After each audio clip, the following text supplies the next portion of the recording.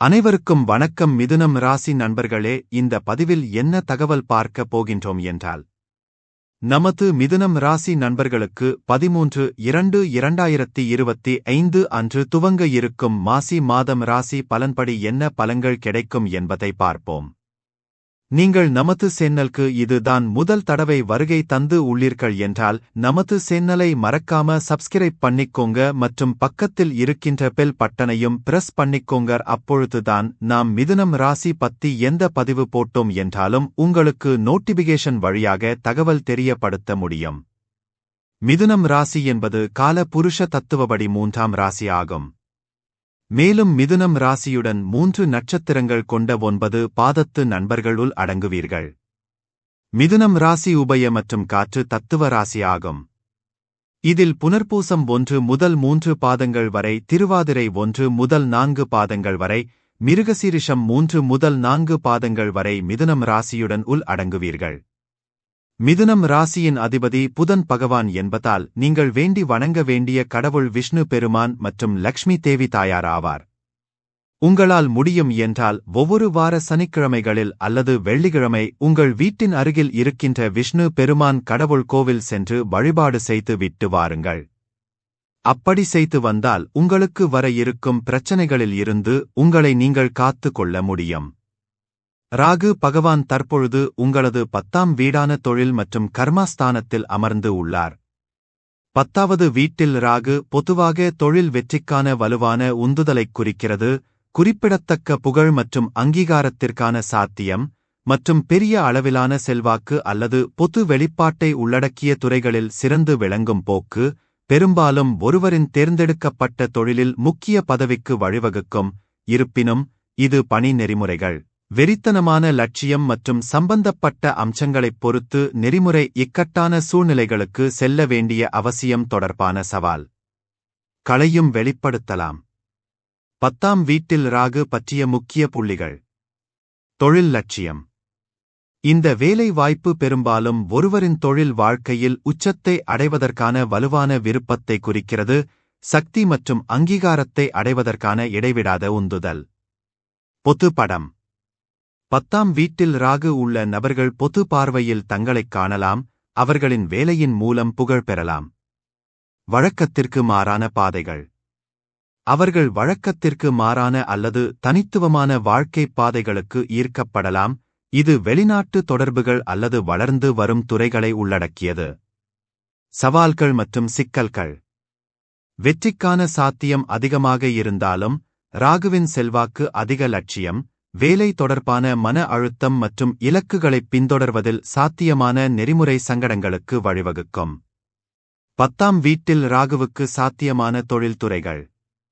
ஊடகம் மற்றும் பொழுதுபோக்கு, அரசியல், தொழில்நுட்பம் மற்றும் மென்பொருள் மேம்பாடு, சர்வதேச வணிகம் மற்றும் சமூக செயல்பாடு. தற்பொழுது கேது பகவான் உங்களது 4ஆம் வீடான சுக மற்றும் தயார் வண்டி வாகன ஸ்தானத்தில் அமர்ந்து உள்ளார். 4வது வீட்டில் கேது இடம் பெற்றிருப்பது பொதுவாக வீடு, குடும்பம் மற்றும் தாய் தொடர்பான சாத்தியமான சவால்களைக் குறிக்கிறது. இது பெரும்பாலும் பற்றின்மை அல்லது உள்நாட்டுக் கோளத்தில் உறுதியற்ற தன்மையைக் குறிக்கிறது. இது அடிக்கடி நகர்வுகள், இறுக்கமான தாய்குழந்தை உறவுகள் அல்லது வலுவான பற்றாக்குறை ஆகியவற்றைக் குறிக்கிறது. ஒருவரின் சொந்த இடத்தில் வேர்கள். இருப்பினும் குறிப்பிட்ட விளைவுகள் கேது இருக்கும் ராசி மற்றும் அட்டவணையில் உள்ள மற்ற கிரகங்களிலிருந்து பெரும் அம்சங்களைப் பொறுத்தது. 4வது வீட்டில் கேதுவைப் பற்றிய முக்கிய புள்ளிகள். குடும்ப இயக்கவியல். ஆரம்பகாலப் பிரிவினை, புவியியல் தூரம் அல்லது உணர்ச்சிப்பூர்வப் பற்றின்மை காரணமாக தாயுடன் ஓரளவு தொலைதூர அல்லது சிக்கலான உறவைக் குறிக்கலாம். வீட்டில் உறுதியற்ற தன்மை. பூர்வீகம் அடிக்கடி வசிப்பிடத்தில் மாற்றங்கள், நிலையான வீட்டைக் கண்டுபிடிப்பதில் சிரமம் அல்லது தங்கள் குடும்பச் சூழலில் சொந்தமில்லை என்ற உணர்வுகளை அனுபவிக்கலாம். உணர்ச்சிப் பற்றின்மை. பற்றின்மையை நோக்கிய கேதுவின் போக்கு, குடும்பத்திற்குள் உணர்ச்சி ரீதியான தொடர்பின் பற்றாக்குறையாக வெளிப்படும். ஆழமான உணர்ச்சிகளை வெளிப்படுத்துவது சவாலானது. ஆன்மீக நாட்டம். ஒரு நேர்மறையான குறிப்பில் 4வது வீட்டில் கேது ஒரு வலுவான ஆன்மீக ஆர்வத்திற்கு வழிவகுக்கும். பொருள் உடைமைகள் மற்றும் குடும்ப உறவுகளுக்கு அப்பால் ஆழமான அர்த்தத்தைத் தேடுகிறது. பயணம் மற்றும் இடமாற்றம். இந்த வேலைவாய்ப்பு, தொழில் வாய்ப்புகள் அல்லது புதிய சூழல்களை ஆராய வேண்டியதன் காரணமாக வீட்டிலிருந்து வெகுதூரம் பயணம் செய்வதற்கான வலுவான விருப்பத்தைக் குறிக்கலாம். சனி பகவான் உங்களது 8 மற்றும் 9ஆம் வீட்டின் அதிபதி ஆவார். தற்பொழுது சனி பகவான் உங்களது 9ஆம் வீடான பாக்கிய மற்றும் தந்தை ஸ்தானத்தில் அமர்ந்து உள்ளார்.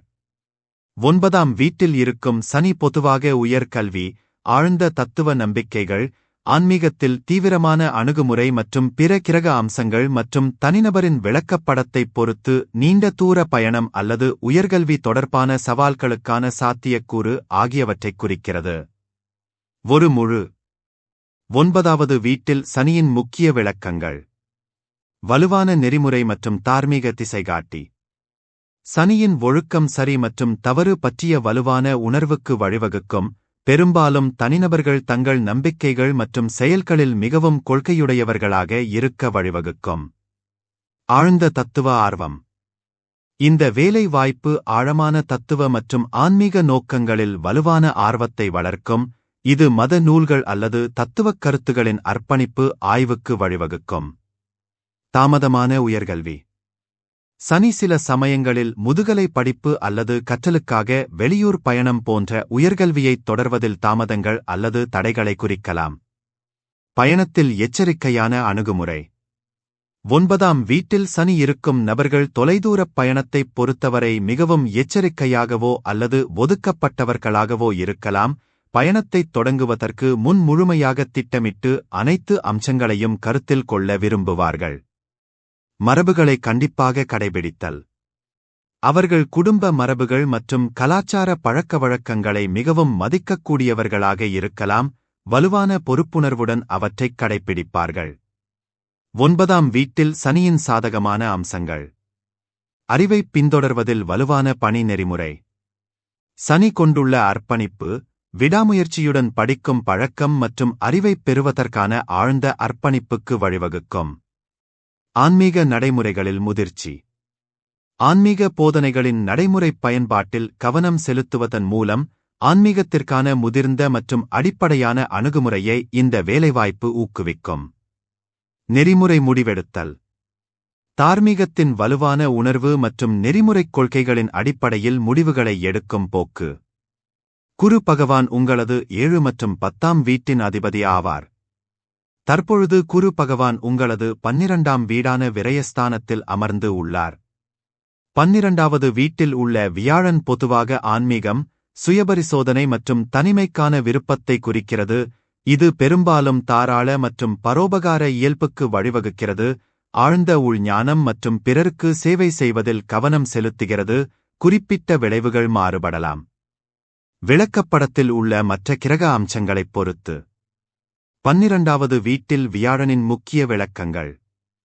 ஆன்மீக நாட்டம். ஆன்மீக நடைமுறைகள், தியானம் மற்றும் உள் ஆய்வு மூலம் உயர் அறிவைத் தேடுவதில் ஆழ்ந்த ஆர்வம். தனிமை மற்றும் தனிமை பிரதிபலிக்கவும் ரீசார்ஜ் செய்யவும் தனியாக நேரத்தை செலவிடலாம். பரோபகாரம் மற்றும் சேவை, பிறருக்கு உதவ வேண்டும் என்ற வலுவான விருப்பம், தொண்டு வேலைகள் மூலமாகவோ அல்லது ஒதுக்கப்பட்ட சமூகங்களுக்கு சேவை செய்வதன் மூலமாகவோ. ஆழ் உணர்வு. நுட்பமான ஆற்றல்களுக்கு அதிகரித்த உள்ளுணர்வு மற்றும் உணர்திறன். சுயநினைவற்ற வடிவங்கள் அவற்றின் நிகழ்காலத்தை பாதிக்கக்கூடிய அடிப்படைச் சிக்கல்கள் அல்லது கடந்த கால அனுபவங்கள் மூலம் வேலை செய்ய வேண்டியிருக்கலாம்.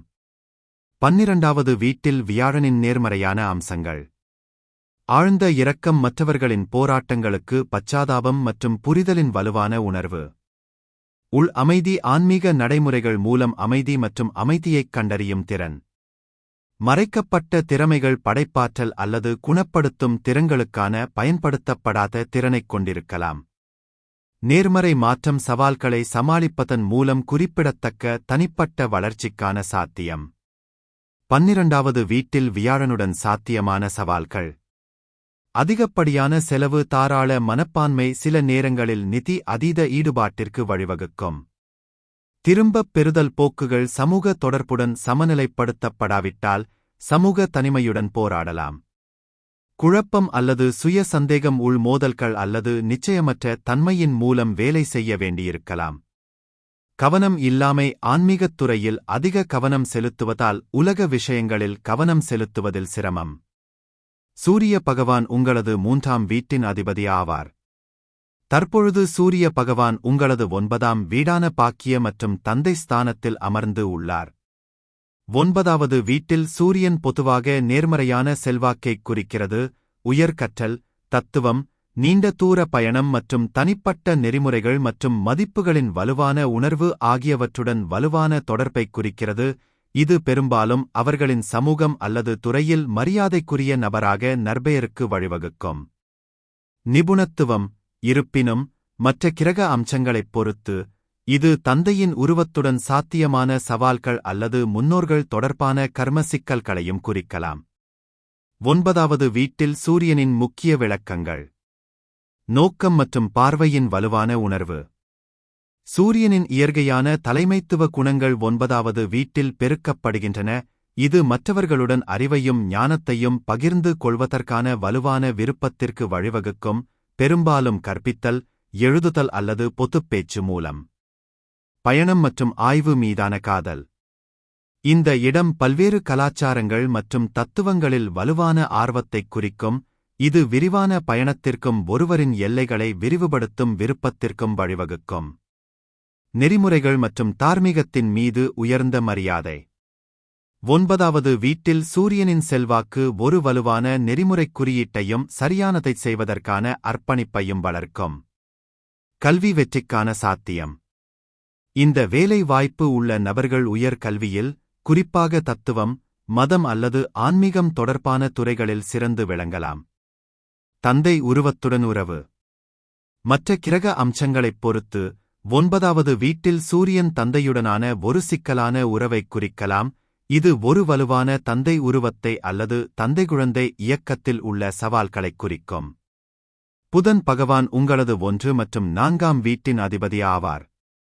தற்பொழுது புதன் பகவான் உங்களது 9ஆம் வீடான பாக்கிய மற்றும் தந்தை ஸ்தானத்தில் அமர்ந்து உள்ளார். 9வது வீட்டில் இருக்கும் புதன் பொதுவாக கற்றல், தத்துவ நோக்கங்கள், பயணம் மற்றும் தகவல் தொடர்பு திறன் ஆகியவற்றில் ஒரு வலுவான சாய்வைக் குறிக்கிறது, பெரும்பாலும் ஆர்வமுள்ள மனம், உயர்கல்வி மீதான காதல் மற்றும் பிறருடன் அறிவைப் பகிர்ந்து கொள்ளும் இயல்பான திறன் கொண்ட ஒரு நபருக்கு வழிவகுக்கிறது. இருப்பினும், குறிப்பிட்ட விளக்கங்கள் அம்சங்கள் மற்றும் ஒட்டுமொத்த விளக்கப்படத்தைப் பொறுத்து மாறுபடும். 9வது வீட்டில் புதனின் முக்கிய பண்புகள்.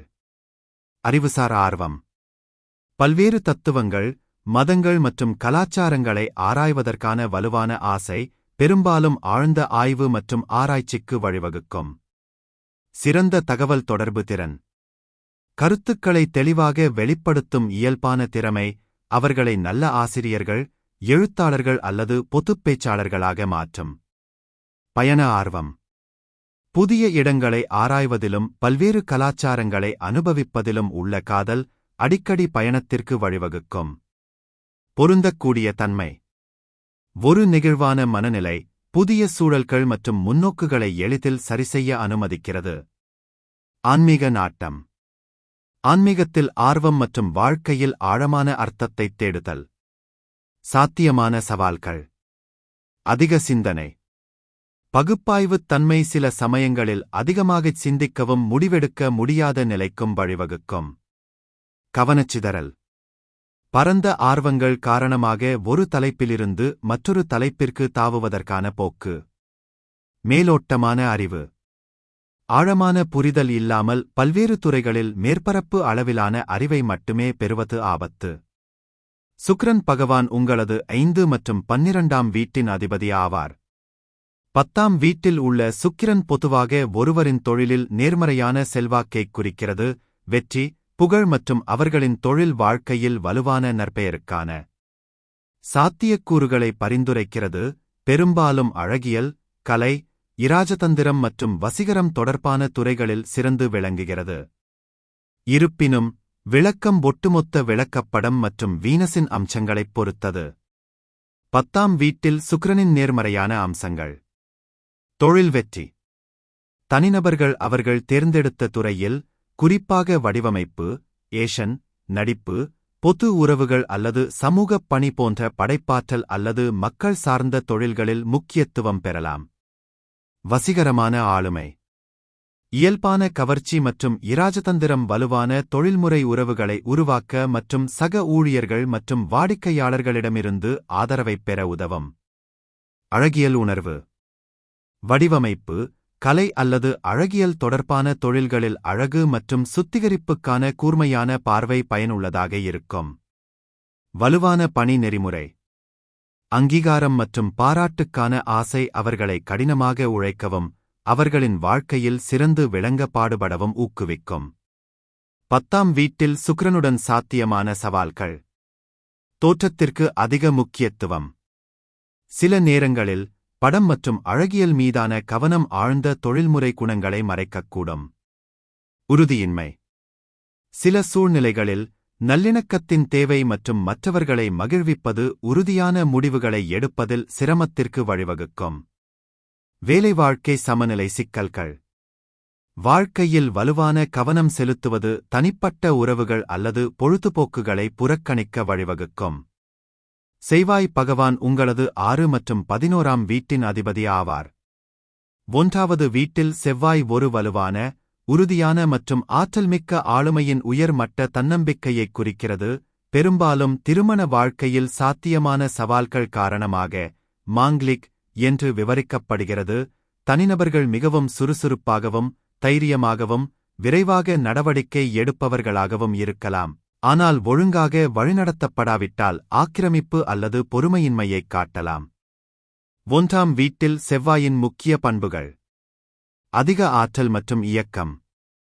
இந்த நபர்கள் பெரும்பாலும் அதிக உடல் ஆற்றலைக் கொண்டுள்ளனர் மற்றும் புதிய சவால்களை எதிர்கொள்ள எப்போதும் தயாராக இருப்பார்கள். தலைமைத்துவ குணங்கள். அவர்களின் உறுதியான தன்மை காரணமாக அவர்கள் இயல்பாகவே தலைமைப் பாத்திரங்களை ஏற்க முடியும். வலுவான சுய உருவம். அவர்கள் சுய மதிப்பின் வலுவான உணர்வைக் கொண்டுள்ளனர் மற்றும் அவர்களின் தனிப்பட்ட சாதனைகளில் அதிக கவனம் செலுத்தலாம். மனக்கிளர்ச்சி. அவர்கள் அதிக திட்டமிடல் இல்லாமல் விரைவாக செயல்படலாம், இது சில நேரங்களில் அவசர முடிவுகளுக்கு வழிவகுக்கும். ஆக்கிரமிப்பு திறன். சரியாக நிர்வகிக்கப்படாவிட்டால் அவர்களின் வலுவான ஆற்றல் ஆக்கிரமிப்பு அல்லது கோபப் பிரச்சினைகளாக வெளிப்படும். முக்கியமான பரிசீலனைகள். அறிகுறி தாக்கம். 1ஆம் வீட்டில் செவ்வாய் இருக்கும் ராசியைப் பொறுத்து குறிப்பிட்ட குணாதிசயங்கள் மாறுபடும். மற்ற கிரகங்களுடனான அம்சம்.